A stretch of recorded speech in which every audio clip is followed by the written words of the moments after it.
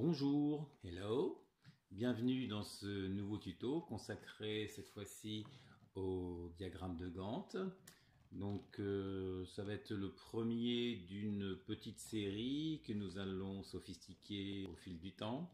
Dans ce premier volet, nous allons rester très simple au niveau du diagramme de Gantt, à savoir que nous allons considérer que toutes les relations entre les tâches sont des relations de type fin-début, que les durées s'exprimeront uniquement en jours et que nous n'allons pas nous occuper des jours fériés, week-ends, jours ouvrés, etc. C'est simplement pour prendre la température, savoir comment on va s'y prendre pour construire ce diagramme de Gantt à partir de ces éléments-là. Première approche qu'il va falloir établir, déjà la conception du tableau qui va nous permettre de lister les différentes tâches. Ensuite, établir les formules qui vont nous permettre d'établir les dates de début et de fin. Et enfin, établir le code qui va nous permettre de construire véritablement le diagramme de Gantt. Une fois qu'on aura cette trame-là, pour sophistiquer un petit peu, il faudra principalement modifier les formules de calcul en fonction de ce que l'on souhaite. Et ça, ce sera donc pour plus tard. Nous allons démarrer sur un document vierge, histoire de construire l'ensemble de A à Z. Notre tableau va consister à définir un numéro pour les tâches. Numéro. Ensuite, définir le nom de la tâche, nom, la durée de la tâche. Je ne le précise pas ici parce que ça peut être amené à évoluer à l'avenir, mais dans ce premier volet, on a dit que c'était uniquement en jours. La notion de prédécesseur, là aussi, je ne le précise pas, mais ce sera uniquement des relations fin-début pour ce premier volet. Nous allons quand même émettre dans ce premier tuto la notion de retard, qui pourrait être une avance éventuellement. Il suffira d'indiquer une valeur négative dans ce cas-là, une date de début et une date de fin. Voilà, donc les numéros de tâches, c'est simple, on va les saisir. Là, on ne va pas s'embêter, on va faire une série de quelques tâches. Le nom des tâches, là non plus, je ne vais pas chercher à sophistiquer les choses de façon à ce que ça reste général. Je vais me contenter de mettre tâche 1 et de tirer ça vers le bas de façon à avoir des noms de tâches facilement visibles en fonction de leur numéro. Durée, je vais mettre des durées au hasard. 2, 4, 3, 5, 1, 6, etc. etc. Ce qui passe vraiment par la tête. Les prédécesseurs, eh bien, on va essayer de rester à peu près cohérent. Ici, je vais mettre la tâche numéro 1. Ici, je vais remettre la tâche numéro 1. Pourquoi pas. Ici, je vais mettre la tâche 2. Tiens, une tâche qui est saisie un petit peu plus loin dans la liste. Pourquoi pas. C'est pas interdit, même si c'est pas logique de le faire dans cet ordre-là. Je vais mettre la tâche ici, la tâche numéro 7 comme prédécesseur. Ici, je vais mettre la 5. Je fais des choses complètement au hasard, sans chercher à savoir si c'est cohérent, si c'est pas cohérent. La seule chose que je vérifie, que je m'assure tout de même, c'est de ne pas mettre comme prédécesseur la tâche par elle-même. Parce que là, ce serait plus du tout cohérent pour le coup. Et on va rester un petit peu standard pour la fin. Des retards. Les retards consistent donc à prévoir des durées d'attente ou des anticipations par rapport à la fin de la tâche précédente. Une journée, allons-y pour 2, 1, 0, moins 1 pour celui-ci, 3, 0, 0, 0 et moins 1. Voilà. Date de début, eh bien là pour la première tâche, c'est nous qui allons saisir directement la date de début, 1er mars 2017.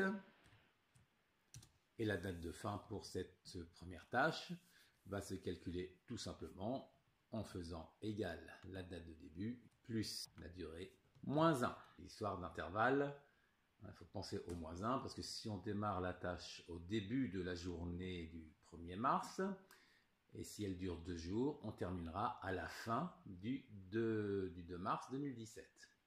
Voilà le pourquoi du moins 1. Ensuite, l'idée par rapport aux autres tâches, c'est d'aller récupérer la date de fin du prédécesseur, de lui ajouter la durée et de tenir compte du retard ou de l'avance. Pour faire en sorte que la formule que je vais saisir ici reste valable même si je continue à ajouter des tâches un petit peu plus bas, je vais commencer par déclarer ce tableau-là, justement sous forme de tableau Excel. Dans Accueil, mettre sous forme de tableau, je choisis un format avec spécification comme quoi il y a des en-têtes dans le tableau par lui-même. Le tableau comporte des en-têtes. Pour l'instant, il me prend ça. Et puis, vous vous rappelez que les tableaux ont pour vocation à s'adapter à la dimension du tableau. C'est-à-dire, si on rajoute des colonnes ou si on rajoute des lignes, le tableau va s'adapter à la nouvelle dimension automatiquement. Ce sera plus pratique pour les formules. Je valide cela. Et je vais pouvoir donc établir ma formule pour la tâche numéro 2. Avant d'entamer ça, histoire de ne pas perdre le travail que j'ai fait, je vais commencer par sauvegarder mon document, enregistrer sous l'ordinateur. Je vais mettre ça sur un dossier de façon à ce que vous puissiez le récupérer vous-même si vous voulez passer toutes ces étapes-là. Je le déposerai sur un lien qui sera indiqué dans le commentaire de la vidéo YouTube. Je vais me créer un dossier spécifique pour cette occasion-là. Gantt. J'ouvre et je pense, puisqu'il va y avoir une macro dans cet exercice-là, à le mettre en format Excel prenant en charge les macros. Et je vais l'appeler Gantt, qui sera donc un XLSM. Enregistré. Il est bien enregistré. Ici, je renomme la feuille, planning. Et on y va pour la formule. Donc la formule pour déterminer la date de début de la tâche numéro 2 ici va consister à récupérer la date de fin du prédécesseur, éventuellement lui ajouter 1 pour lui dire qu'on démarre le lendemain, puisque là ça se termine à la fin de la journée en question. Il suffit que la tâche pourra démarrer au début de la journée suivante. Mais en plus, il va falloir tenir compte du retard ou de l'avance. Donc pour déterminer déjà récupérer la date de fin du prédécesseur, on va utiliser l'assistant fonction. L'assistant fonction, il s'agit d'utiliser une fonction de recherche et référence. Je vous ai expliqué dans d'autres tutos que personnellement, je n'aimais pas la fonction recherche V parce qu'elle ne fonctionne pas à tous les coups. Donc j'utilise la fonction index qui fait exactement la même chose mais qui, elle, fonctionne à tous les coups. La matrice, on va récupérer dans le tableau, puisqu'on a pris la précaution de mettre le tableau sous forme de tableau Excel. Donc attention de ne pas prendre la colonne G en entier, même si ça fonctionnerait. Mais on va limiter la recherche à l'intérieur de la colonne fin du tableau. Donc vous voyez la différence, c'est que là on voit que le G est colorié. Là le G n'est pas colorié, mais on a toujours la petite flèche noire. Donc en cliquant comme ceci, il me dit ok, on s'occupe de la colonne fin à l'intérieur des données du tableau. Le numéro de colonne, ce sera donc la première colonne de cette colonne fin. Et le numéro de ligne, la fonction index, fonctionne avec la fonction équive que je vais récupérer ici à l'aide de la zone non à gauche de la barre de formule. Elle a été utilisée récemment, mais je vais, pour l'exemple, aller dans autre fonction équive donc. La valeur cherchée, enfin le numéro, qu'est-ce qui détermine la date de fin que j'ai besoin de récupérer? C'est le numéro de la tâche qui se trouve quelque part ici. En l'occurrence, ça correspond au prédécesseur. Donc la valeur que je dois chercher, c'est le prédécesseur ici. Voilà. Dans le tableau de recherche, même principe que tout à l'heure, c'est-à-dire on va se concentrer non pas sur la colonne A, mais sur la colonne numéro à l'intérieur du tableau. Et le type 0, car si le prédécesseur que l'on saisit n'existe pas, il faut qu'il m'affiche tout de suite un message d'erreur que je puisse, de façon à ce que je puisse corriger l'erreur que j'aurais commise en saisissant. Voilà, je valide ça. Donc là, il me récupère donc le 2 mars. Si jamais il n'y avait pas de retard, il faudrait donc lui faire +1 pour lui dire qu'on démarre le lendemain. Et donc, on va ici lui rajouter en plus la notion de retard. Voilà donc pour les dates de début, que je peux donc recopier jusqu'à la fin du tableau. Évidemment, pour l'instant, le reste, il ne me trouve pas. Il y a des erreurs parce que les dates de fin n'ont pas été calculées. A priori, la date de fin, c'est la même chose que cette formule-là. Donc, je peux directement la recopier jusqu'en bas. Donc voilà, donc on détermine donc la date de fin du projet qui, a priori, sera pour le 8 avril. Donc voilà, donc on a établi les dates de début et de fin, c'est à partir de là qu'on va construire un planning. Donc je refais une petite sauvegarde. On va spécifier que le planning il va s'instaurer à partir d'une certaine cellule. Donc cette cellule-là, par exemple, que je vais renommer tout de suite début. C'est là que va se construire véritablement le début du planning.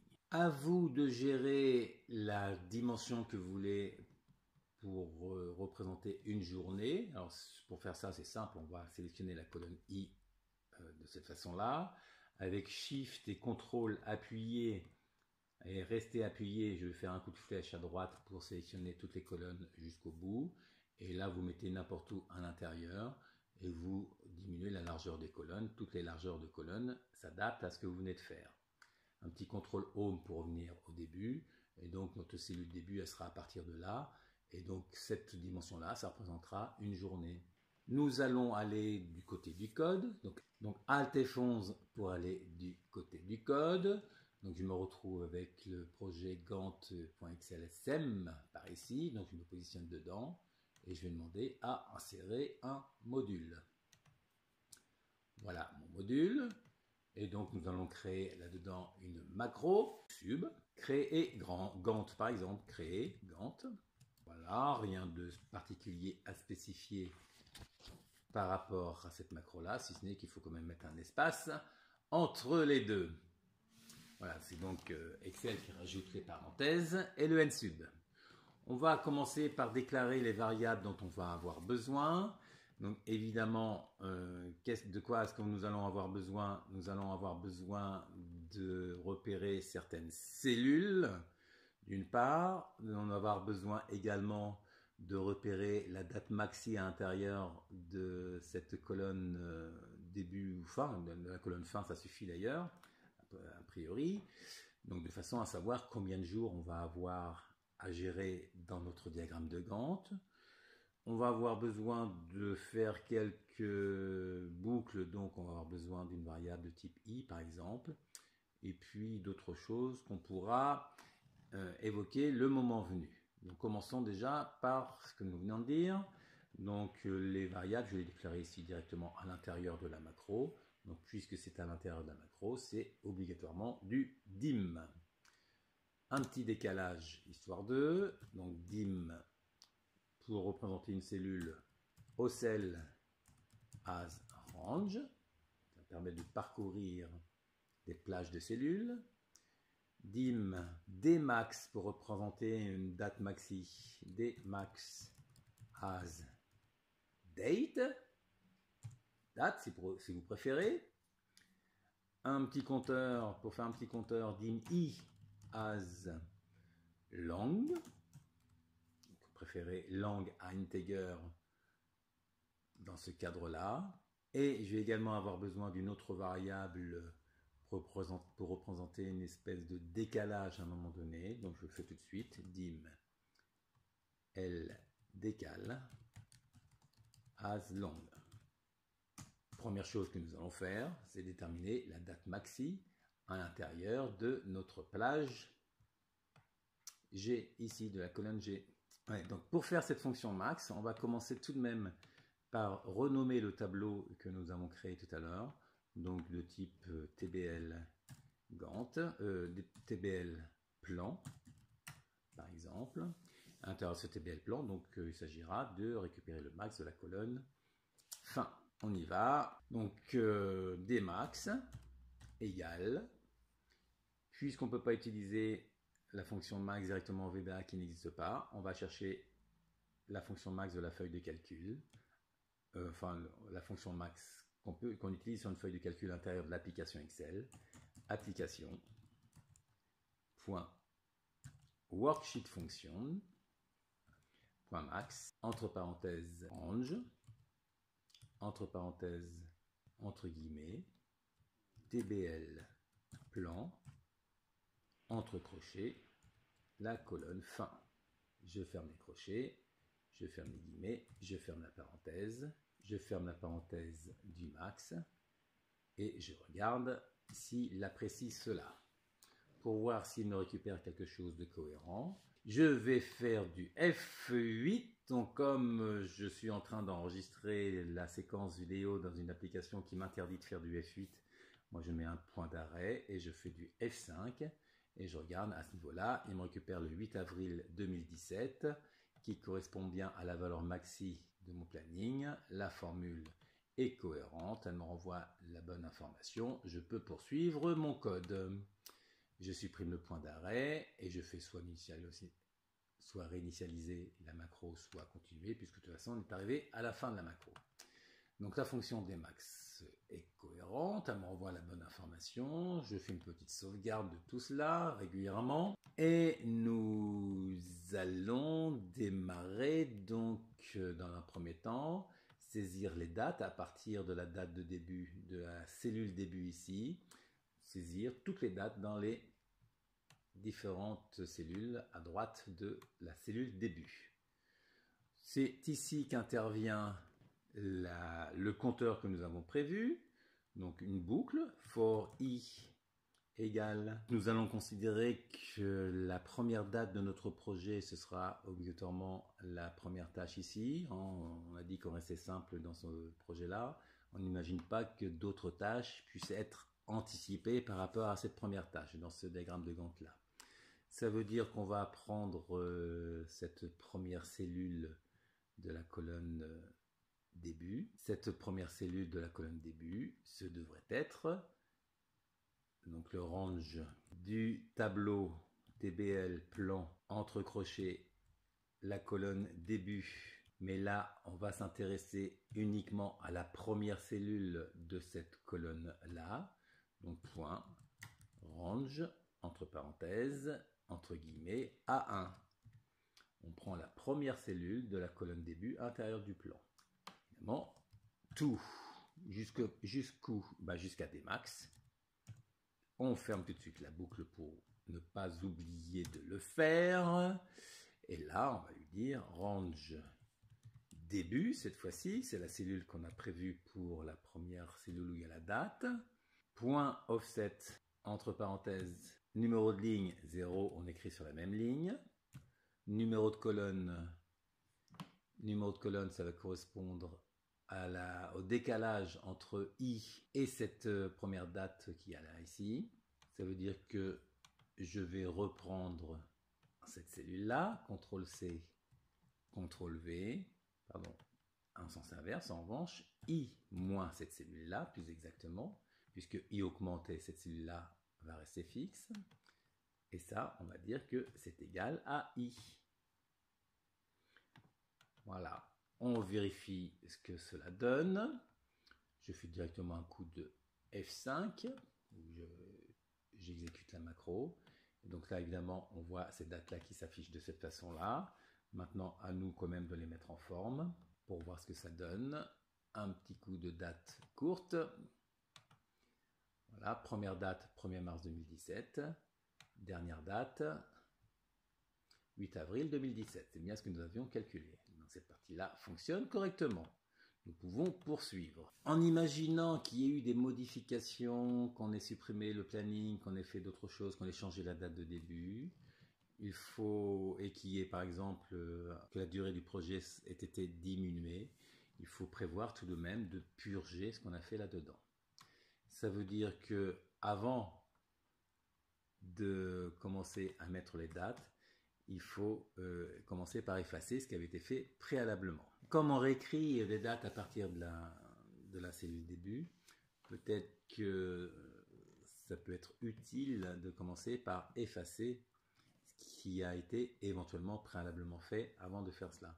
C'est-à-dire qu'avant de faire cette boucle-là, on va s'assurer en disant range début, entre parenthèses, entre guillemets, début, point current région, point clear content. On efface le contenu. Et après, on réécrit ce qu'il y a besoin d'écrire. Maintenant, nous allons pouvoir poursuivre l'exécution de notre macro. Donc cette fois-ci, il s'agit d'analyser, pour pouvoir colorier en quelque sorte les cellules en question, il s'agit de parcourir toutes les lignes de notre tableau. C'est-à-dire que là, on va partir sur nos boucles de type pour chaque cellule.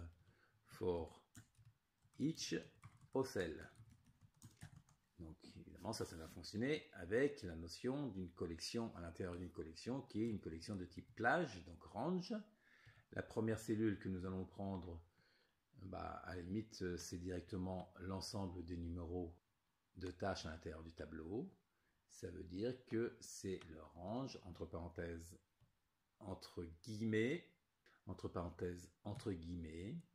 TBL plan, entre crochets, et on l'a mis avec numéro avec un accent, donc on va reprendre numéro avec un accent, je ferme le crochet, je ferme le guillemet, je ferme la parenthèse. Voilà, on pense à faire le next tout de suite, et on va lui dire ce qu'on fait à l'intérieur. Ça fonctionne si on a au moins une ligne dans notre tableau. Ça veut dire qu'il faut peut-être quand même prendre la précaution de lui dire si if range, entre parenthèses, entre guillemets, tbl plan, entre crochets, numéro, je ferme le guillemet, je ferme le crochet, je ferme le guillemet, je ferme la parenthèse, point range A1 est égal à vide. Alors, zen, à ce moment-là, on ne fait rien. Donc on fait un exit sub, endif. Voilà, et donc on revient dans notre boucle pour lui dire quoi? Qu'il va falloir colorier les cellules à l'intérieur de la partie Gantt qui correspond à la date de début jusqu'à la date de fin. Donc pour la première tâche, ce sera du 1er au 2. Pour la deuxième tâche, ce sera du 4 ici jusqu'au 7, etc. Donc on va simplement mettre des couleurs à l'intérieur. Donc on va faire une mise en facteur d'une plage, d'une part pour colorier, pour mettre du texte à l'intérieur, pour faire un peu de mise en forme. Donc allons-y avec un with, la plage, donc orange. Entre parenthèses, les deux cellules qui déterminent la cellule de début et la cellule de fin de la plage en question, on va les déterminer à l'aide d'un objet cells. La cellule de début, numéro de la ligne, ça correspond à ocell.row. On reste sur la même ligne que la tâche sur laquelle on analyse ça. Et le numéro de colonne, donc là je vais déterminer le numéro de colonne en allant espace-bas à la ligne à l'intérieur de l'instruction avec une indentation. Il va être déterminé par rapport déjà à la colonne de la cellule début ici. Donc range, entre parenthèses, entre guillemets, début, point, colonne.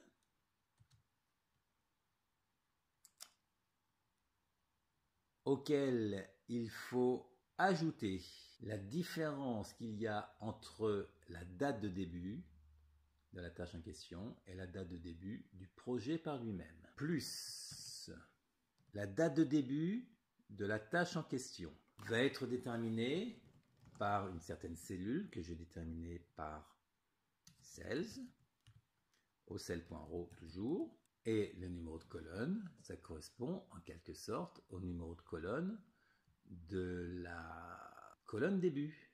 Donc je vais, là il va hurler mais ce n'est pas grave, je clique, je fais OK, j'ai bien compris que je suis en train de faire quelque chose que tu ne comprends pas, mais je sélectionne cette cellule-là, CTRL-C, CTRL-V, et par rapport à cette cellule-là, je prends le numéro de colonne. Colonne. À ça, il faut soustraire. Donc je vais poursuivre espace-bas à la ligne pour bien voir, continuer à voir dans l'éditeur ce que je suis en train de faire. Je vais soustraire directement l'information. Ah oui, pardon, excusez-moi. Là, c'était une information qui se trouvait dans une cellule. Donc là, il faut penser tout de même à fermer la parenthèse à ce niveau-là. Et on soustrait l'information qui est écrite directement dans cette cellule-là. CTRL-C, CTRL-V. Voilà. Et ça détermine la première cellule de la plage. Je ferme la parenthèse. La virgule pour maintenant déterminer la deuxième cellule de la plage. Et la deuxième cellule, je vais la poursuivre sur la ligne suivante. Espace-8 à la ligne. La deuxième cellule, c'est pratiquement la même chose, sauf qu'il va falloir récupérer la date de fin à la place de la date de début à ce niveau-là. Pour le reste, ça ne change pas. Ça veut dire que je vais prendre tout ce qu'il y a là-dedans. CTRL-C, CTRL-V. Là, je n'en ai pas terminé avec ça, donc je vais déjà fermer la parenthèse pour dire que la plage, le range ici, est terminé, sauf que là, à la place de début, ce sera fin. Est-ce qu'il accepte ça? Il accepte ça. Tout va bien. Je vais fermer mon bloc de mise en facteur, end with, et au milieu, je vais lui dire ce que je vais faire. On va commencer par colorier l'intérieur des cellules. Donc, point, sous-entendu, la range en question, intérieur, point, color index. Donc là, il faut connaître les couleurs. Hein. On a déjà eu l'occasion de voir comment récupérer les color index de la liste. Je vais mettre du bleu. Le bleu, ça correspond au chiffre 5. Voilà. Point horizontal alignment égale XL center E cross sélection.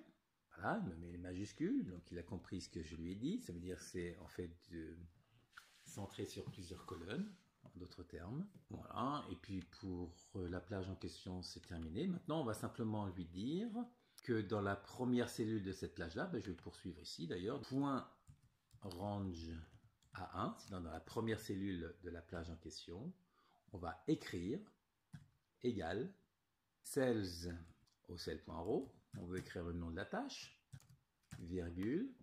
Cette fois-ci, à l'intérieur du tableau, il faut que je prenne ce qu'il y a dans la colonne nom de la tâche. Donc, qu'est-ce que je vais faire?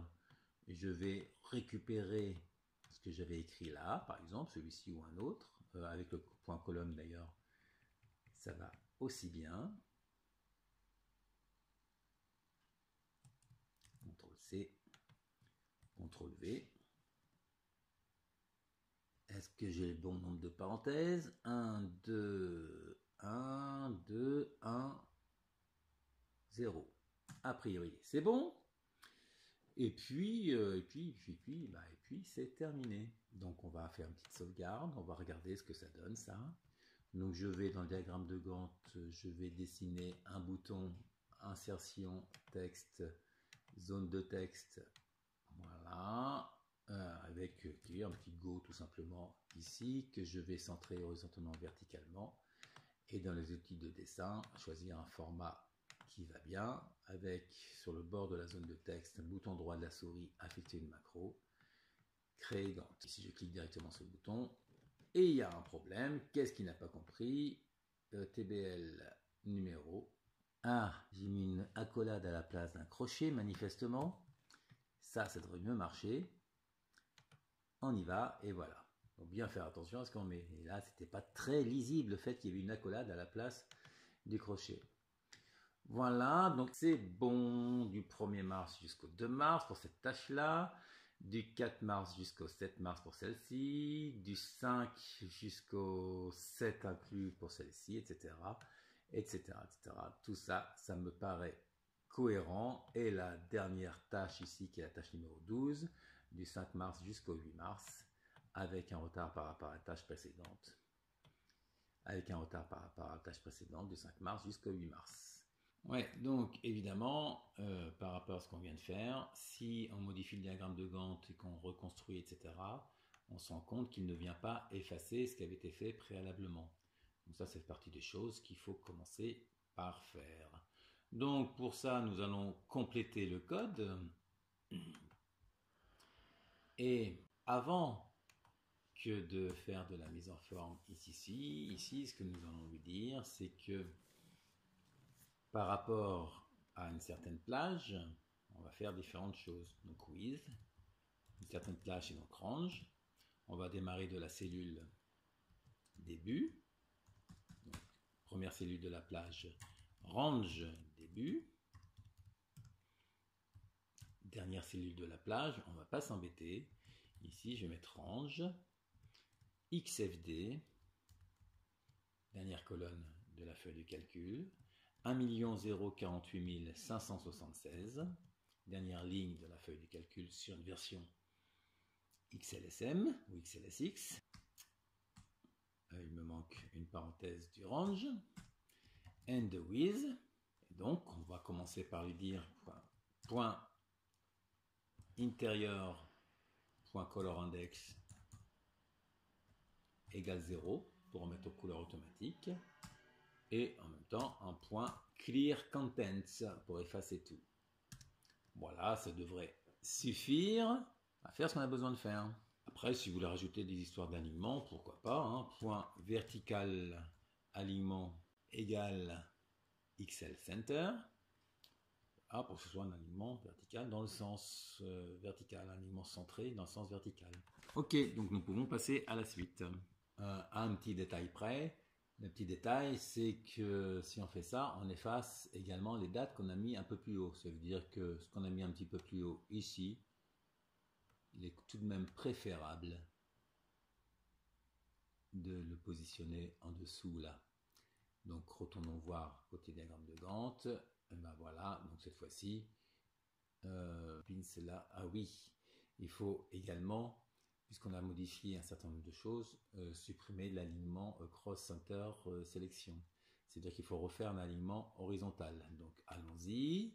Vous voyez, il faut penser à tout un tas de choses là-dedans. Ça veut dire que ici, par rapport à ça, on va refaire un horizontal alignement à ici. Horizontal alignment égale XL center. On retourne par ici, on reteste, et cette fois-ci, ça se remet bien à l'intérieur. Et le reste à droite a bien été effacé. Donc là, évidemment, il y a les dièses parce que j'avais diminué la largeur des colonnes de façon à avoir un diagramme de Gantt qui se permet de se visualiser un peu plus directement à l'intérieur de la feuille de calcul. Et donc, on va simplement réajuster la largeur des colonnes de façon à bien voir ce qui se passe dedans. Double-clic, c'est mieux. Donc cette fois-ci, je pense que la finalisation est correcte. Nous allons pouvoir poursuivre dans le prochain tuto avec quelque chose d'un peu plus compliqué. Et bien voilà pour cette première approche du diagramme de Gantt. Bon, dans le prochain, on ira un petit peu plus loin, notamment dans les calculs par rapport aux jours fériés, par exemple. Et puis, selon le temps qu'on mettra, on verra si on pourra commencer à parler d'autres choses. Par exemple, refaire les calculs aussi, si on modifie les liens avec les prédécesseurs, si on fait des liens de type fin-fin ou début-début ou ce genre de choses. Eh bien, profitez déjà de cette première approche basique du diagramme de Gantt. Ah, ciao, bonsoir.